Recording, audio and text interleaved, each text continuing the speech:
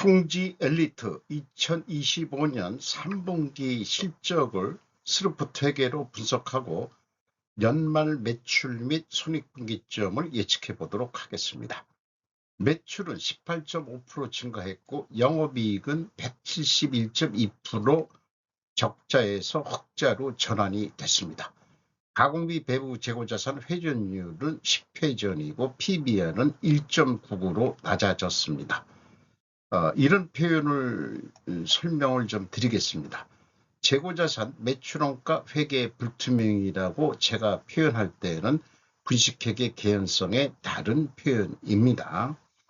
부직회계란 말들에 대해서 민감하게들 반응을 하기 때문에 제가 재고자산 매출원가 회계 불투명 그 얘기나 같은 얘기인데 분식이라는 얘기가 들어가면은 이게 형사 처벌 조항이기 때문에 민감한 것 같아요. 해아복지재단 창립 105주년 맞아 형지그룹 등과 사회공헌 활동 확대 뉴스를 생존 우선순위에서 다뤘습니다.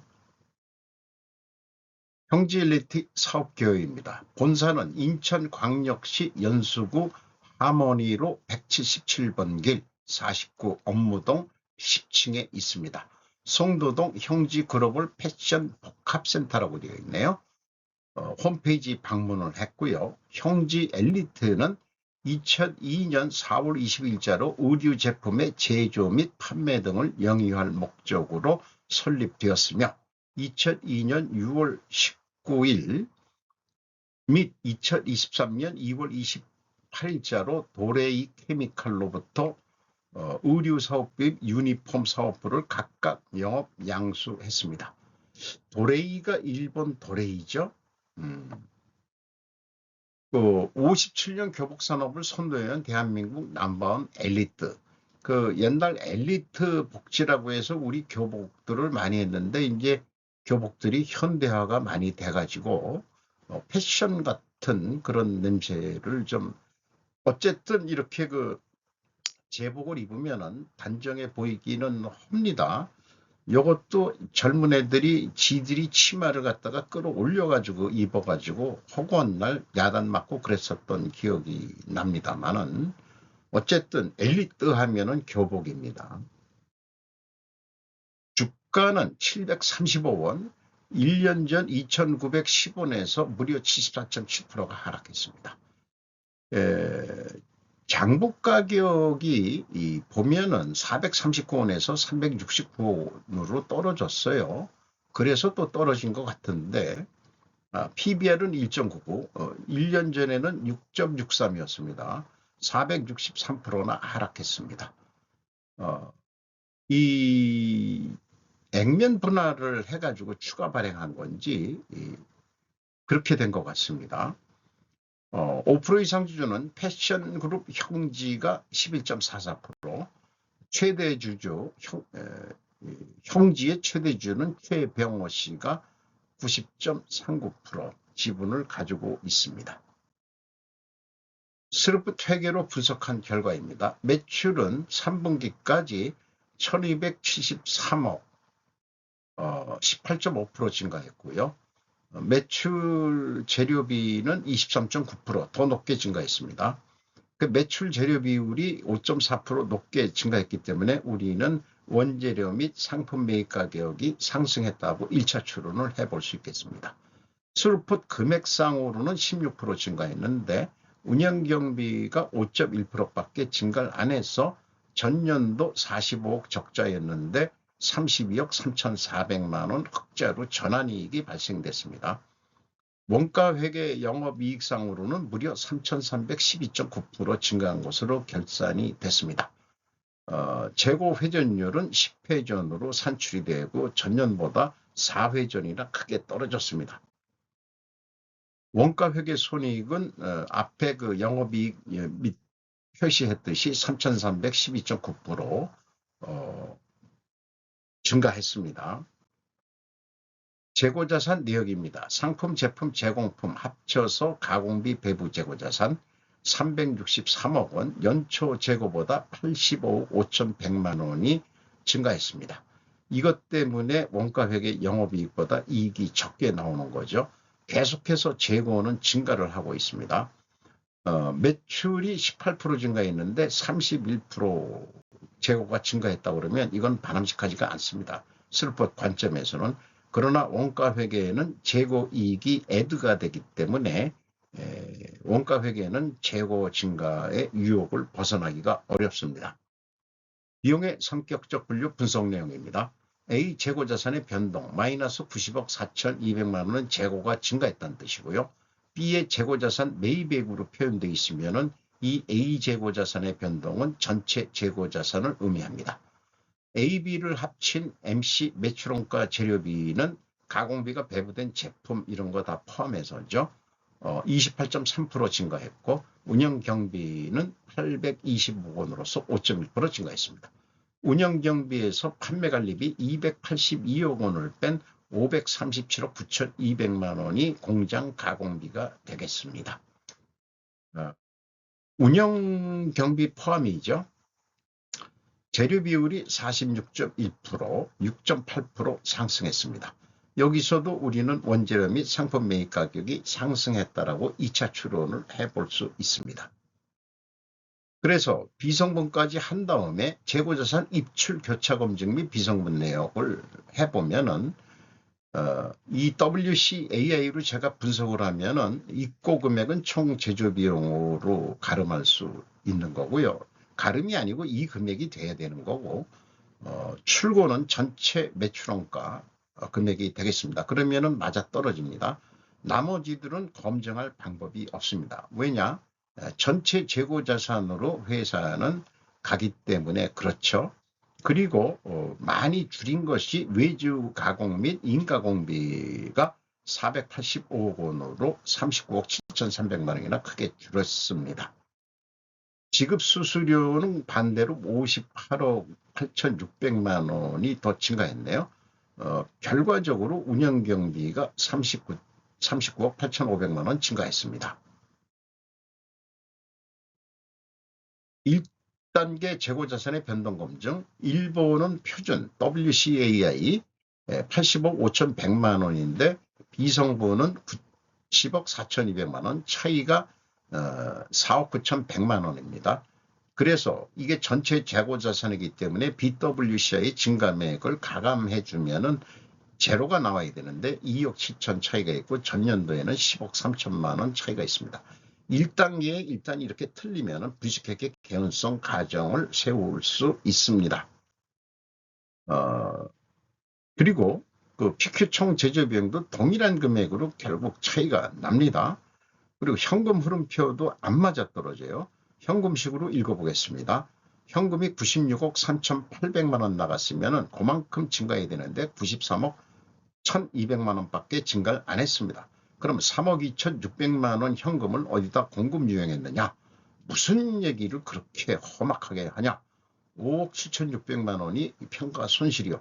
그러면 평가 손실이 2억 4,900만 원 더 잡았네? 이렇게 어떻게 안 맞아떨어지냐? 그런데 재고자산 명세, 요거는 현금 흐름표에서 가져온 거고 재고자산 명세 평가 충당금이 이거하고 같아야 되는데 또 틀려요. 그래서 최종적으로 2억 4,900만 원, 전년도에는 7억 2,200만 원. 형지 엘리트가 재고자산을 이렇게 불투명하게 관리하고 있습니다. 어쨌든 이렇게 3단계까지 다 불투명하면 부식회계 개연성 가정을 세웁니다. 원가 회계하고 영업이익 차이 46억 900만 원. 이것은 재고 증가율의 증가액에서 가공 비율을 곱하면 검증이 됩니다. 그러니까 스루프 손익액은 정확하다. 인건비 81억 1,700만 원 9.4% 증가했고 직원 수는 4명이 증가했네요. 조금이라도 증가해 준 거 일자리 창출에 대해서는 매우 감사하게 생각합니다. 노동 생산성 13.3% 증가시켰는데 노동 분배율은 거꾸로 5.7% 떨어졌네요. 불만이 좀 있을 것 같습니다. 원가 회계상으로 노동 생산성 9.9% 증가했는데 역시 원가 회계 노동 생산 분배율은 36.4%로 내려갔습니다. 열심히 노력했는데 조금 더 월급을 올려줬어야 되는 거 아니냐? 7,360만 원, 한 8천만 원대 중견기업 수준으로는 줘야 될 것 같은데요. 병행평가지표로서 재고 회전율 떨어졌고 스루픈율 떨어졌습니다. 동일 방향으로 떨어지면은 투명에게 가정을 세웁니다. 영업구매평가지표로 매출 채권 수금 속도 1.2회전, 매입 채무 지급 속도 2.4회전, 자기네들이 수금하는 속도보다 2배 빠르게 주고 있어요. 그런데 현금이 0.7%밖에 되질 않습니다. 현금이 달랑달랑 하고 있는데 이게 좀 문제일 것 같네요. 그리고 ROI 자본 회수율 두봉 14.4%, 41.5%가 상승했습니다. 매출 채권에는 상당한 악성 채권이 있을 것으로 추정합니다. 또는 매출 자체가 허위 매출이 있을 수 있다고 가정할 수 있습니다. 분석자는 네거티브한 분석을 먼저 합니다. 자, 투명하게 가정을 했는데 이것을 입증하려면 원재료 가격이 상승하고 판매 가격은 인하가 돼야 됩니다. 어떻게 됐느냐? 원재료 가격 17.9% 가중평균 상승했습니다.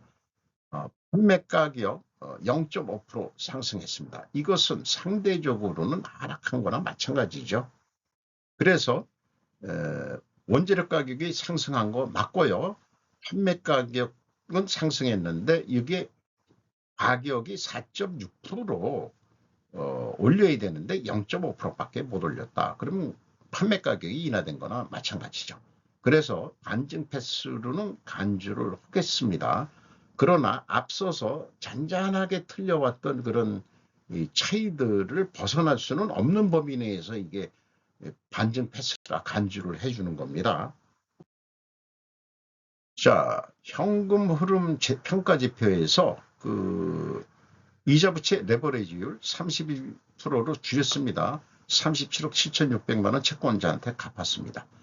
그리고 주주 자유현금 흐름 225억 6,100만 원이 추가로 유상증자가 됐습니다. 그래서 이 액면 가격이 내려갔던 것 같네요. 그리고 비유동 자산에 102억 투자를 했습니다. 납입자본 성장률 변동이 없고 이익잉여금률 23.6%로 0.6% 상승했습니다. 재무상태표에서 매출 채권 및 기타 채권이 1,055억이나 돼요. 일반적으로 재고자산 회전율하고 어느 정도 같은 방향으로 가야 됩니다. 2배 이상 매출 채권이 있는데 수금을 못하고 있다는 얘기 아니에요. 이럴 경우 저는 가공의 매출이 있다. 이렇게 보는 겁니다. 아마 재고자산도 그러니까 뚫게 맞추기 힘들었을 거예요, 아마. 그리고 이 매출채권 비유동 채권에도 215억 원 늘어난 게 있습니다. 이 밑에 거를 그냥 이 위에다가 그냥 표시했었다는 겁니다. 이것은 1분기 실적이 3분기 실적이 118.5% 상승을 했고 요거를 근거로 해서 이제 3개월만 예측하는 거는 이제 쉽죠. 그 변동폭이 얼마로 계산하면 되느냐? 25%만 하면 되죠. 4, 4분기로 나눈 거니까. 그래서 운영경비 플러스 1 더하기 25%, 영업이익도 1 더하기 25%에서 스루픈율로 나누면 1,591억 원을 할 것 같습니다.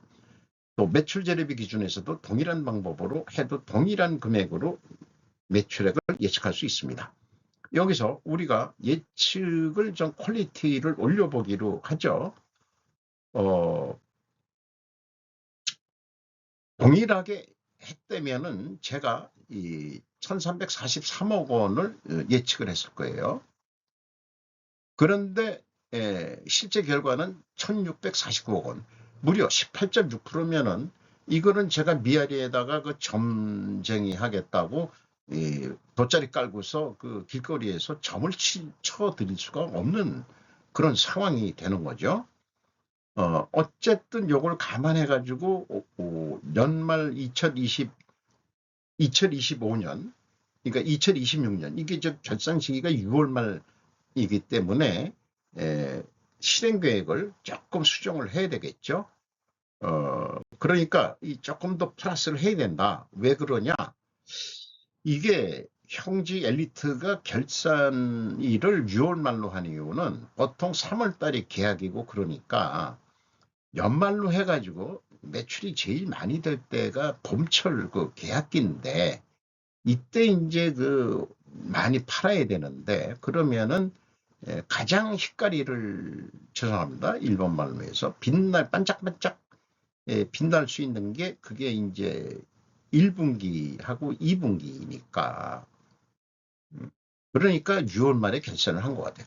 어쨌든 그 11.9월에 손익분기점이 도달합니다.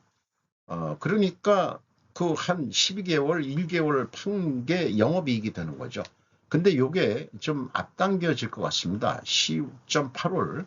그러니까 올해는 조금 더 돈을 벌 수 있지 않겠냐. 이렇게 생각을 해보게 돼요. 그래서 25%가 아니고 35%.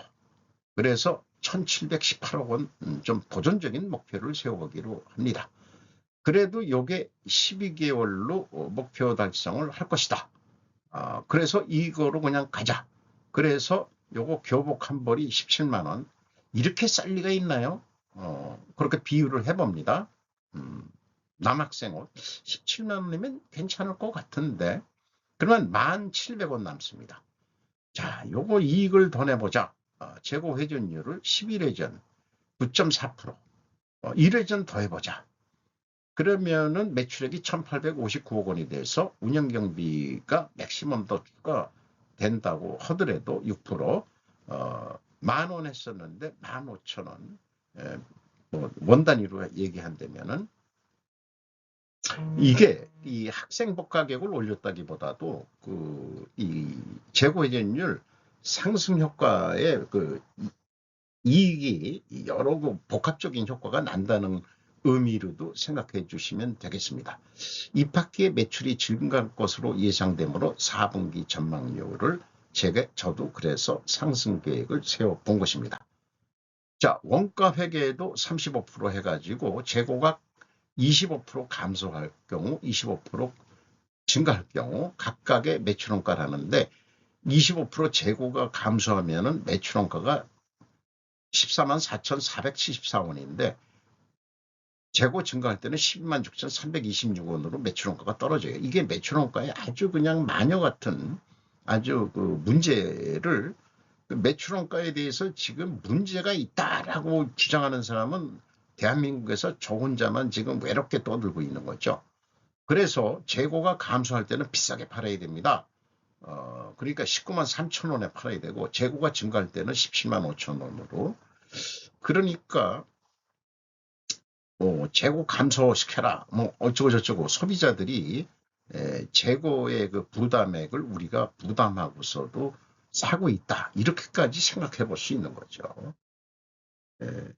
판매 가격은 요 가격으로 하려고 노력을 할 거예요. 실질적으로 이익을 더 내는 거는 재고를 증가시키면 더 이익이 나니까 싸게 팔아도 되는데 절대 그럴 리가 없죠. 영업이라는 게. 그러면은 원가 영업은 우리 그런 거 몰라. 우리가 왜 우리 보고서 왜 손익 그런 걸 하라 그래. 어, 그 학교 어디 그 남녀공학 하는데 이제 교복을 한꺼번에 어디서 사라 이렇게 이게 아마 이권관계가 꽤 많이 들어갈 거예요. 내 생각엔 그런데 재료비 약간 부풀립니다. 63,000원, 가공비 73,000원, 그리고 판매 관리비 38,000원. 요거는 우리 이런 데서는 우리는 저기 가격 안 한다. 그리고 17만 4천 원인데 우리가 10,000원만 마진을 먹읍시다. 18만 4천 원. 무슨 얘기요? 스루프 쪽에서는 17만 원 하겠다는데 고려 회계에서는 그래서 할 수 없이 깎이면은 적자예요. 이게 문제라 이거죠. 그러니까 이게 부풀려 가지고 재고 증가를 자꾸 시키려고 그러는 거죠.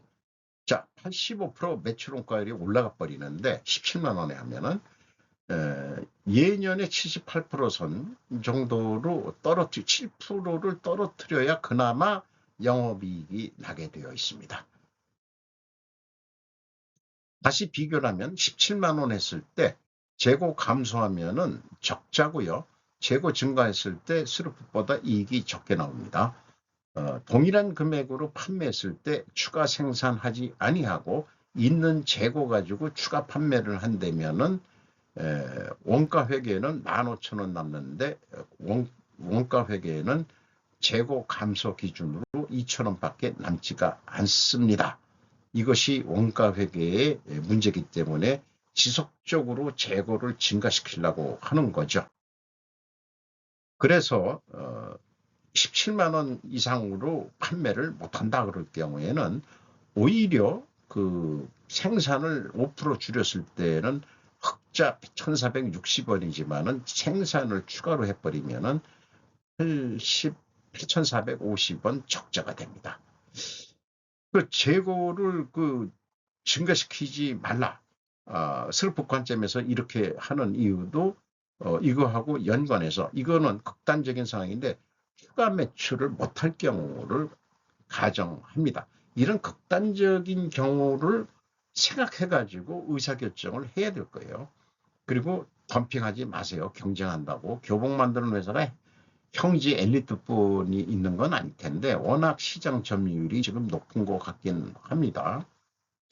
우리 학교 다닐 때는 어디서 교복을 해 입었는지 잘 모르겠습니다만은 교복도 많이 비싸져 가지고 고급화돼서 교복 살 돈도 없어 가지고 중학교 때 있던 돈 허벅지가 늘어나고 막 그래 가지고 제 기억으로는 그 형한테 물려받은 그 바지 그때는 뭐 위는 파란색 그 밑에는 그 회색 그래가지고 이 운동해가지고 허벅지가 굵어져가지고 안 들어가가지고 그것을 그 누님께서 재봉질해서 다른 천을 천을 대가지고 바지를 만들어줬던 기억이 있는데요.